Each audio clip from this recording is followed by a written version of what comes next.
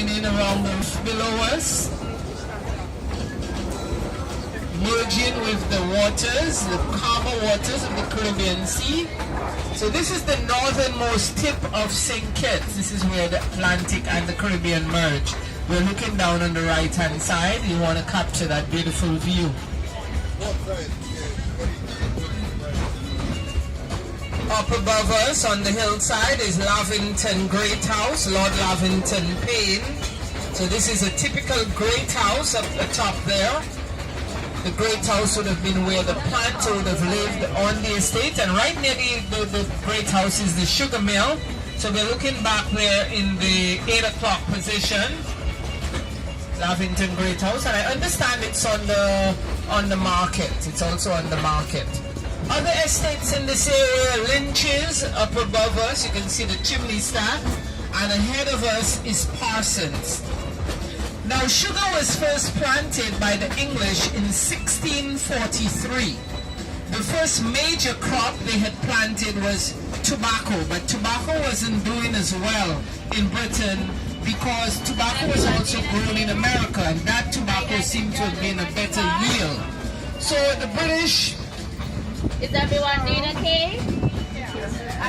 So the British switched to sugarcane cultivation. The French had started growing sugarcane and producing sugar and were quite successful with it. So the English decided to follow suit, and the very first crop they planted was in 1643.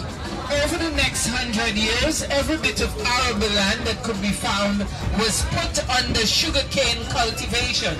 St. Kitts has always had a dynamic where they barely grew anything.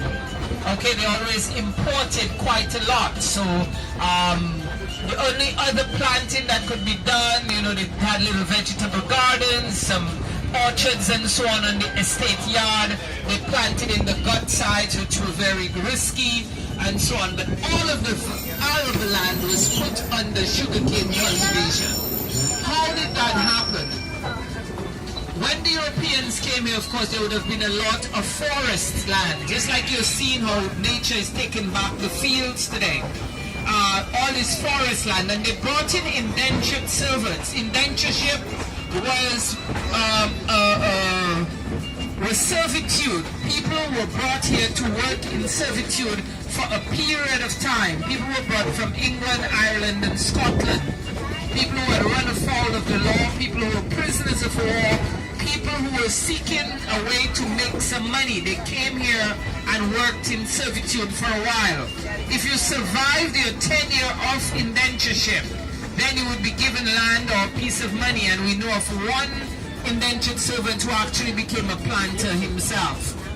But indentureship was not a popular choice, as enslavement became more and more lucrative to the planter. And so you had the enslavement of Africans from the 1600s down to the 1800s. Throughout that time, there were many different, you know, the work was very hard. It is estimated the enslaved people did not live beyond 10 years, so there was a continual stream of the very hard work that was done and the numerous atrocities and so on that took place.